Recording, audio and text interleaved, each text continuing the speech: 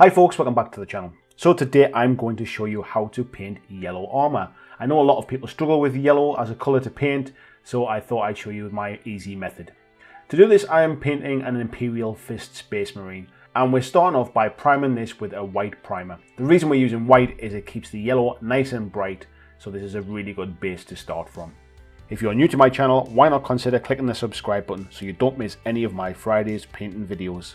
First up, we're going to take Avalon Sunset, and I'm just priming it on here with quite a large brush. You don't have to be neat with this, just make sure you get it onto all areas of the armour. You may decide once it's dry that it needs a second coat, but in this video I've only done one coat.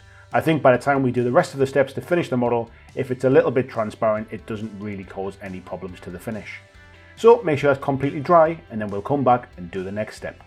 Next up, we're going to take Hexos Pale Sun, which is one of Citadel's dry paints. So as you can see, just a little bit on the tip of your brush, and then in circular motions wipe off as much as you can onto the tissue paper. Test it on the edge of the base to make sure we're not going to put too much onto the model itself. Then in circular motions, just dry brush onto the model. Here I'm using a medium-sized Citadel dry brush as we want to get it onto the model quite quickly. Just continue round in light circular motions until you've picked up all of the high spots on the model. Here you can see what it looks like when I'm happy with the finish. Once you've done that, make sure it's dry, and then we'll move on.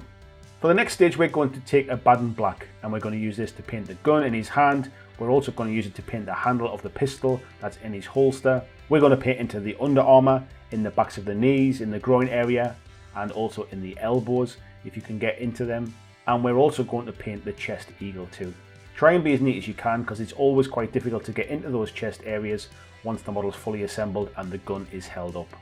Now as you can see here, as I mentioned, it's quite difficult and you do sometimes touch on. So just take some of the Avalon Sunset and just very lightly just brush it over the top. Now that's one of the beauties of this method, because in another method where you basically wash a yellow wash over the top of white, you can't then go back and touch the model up. Or certainly not touch it up so that it's not noticeable. Next we're going to take Gotho Brown, and we're going to paint all of the pouches and the holster that are hanging around his waist. Just try and be nice and neat with this. Once it's dry, we'll move on to the next step. Next, we're going to take Agrax Earthshade, and this is probably the most difficult part of the model. We're going to do something called pin washing, where we just wash into the lines in between the armour panels. Just get a small amount of Agrax Earthshade on the tip of your brush, dab it onto some kitchen paper so it takes off the heaviness, and then just very lightly run it into any of the joins between the armour. Here you can also see I'm running it into some of the grills on the top of his backpack. You really want to do it very lightly with just the tip of the brush. A smaller brush is recommended for this also. Just pick out some of the areas where you would like to get a little bit of shade. This step is optional, however I do think it adds to the overall model at the end. Just take your time with this and try and be nice and neat. If you do go over, don't forget you can always take some of the Avalon Sunset and tidy it up. Once you're happy with that, we'll move on to the next step. Next we're going to take Runefang Steel, and we're going to dry brush it across the top of his gun. Again, we've done this with quite a lot of the speed painted models, and it is purely just to give it a little bit of texture and make it look a little more metallic.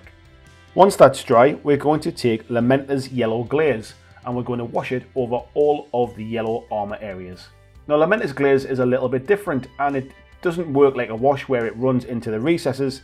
This basically sits on the surface but pulls together all of that dry brushing, which can sometimes look a little powdery, and also fills in any of the areas that we might have missed from that initial yellow coat. Once you've done all of those yellow areas, leave it to dry, and then we'll come on to the next step. Next we're going to take Mephiston Red, and we're going to paint the trim on the shoulder pads. Just be nice and neat with this. If you do go over, remember you can always touch it up with the Avalon Sunset and then just give it a little glaze over the top again. We're also going to do the lenses on the helmet, and we're also going to do the purity seal on his leg. Then we're going to take Ulthuan Grey, and we're going to paint the ribbons that hang from the purity seal. You can obviously base your models however you like, but I'm painting mine with Gotho Brown. Just paint the entire base of the model, including the rim. Then I take Agrax Earthshade and I wash over the top of the base. This is just to put some depth into the base, and it also helps with the next stage when we dry brush. Once that's completely dry, move on to the next step. Next I take Screaming Skull, and I very lightly dry brush across the top of the base.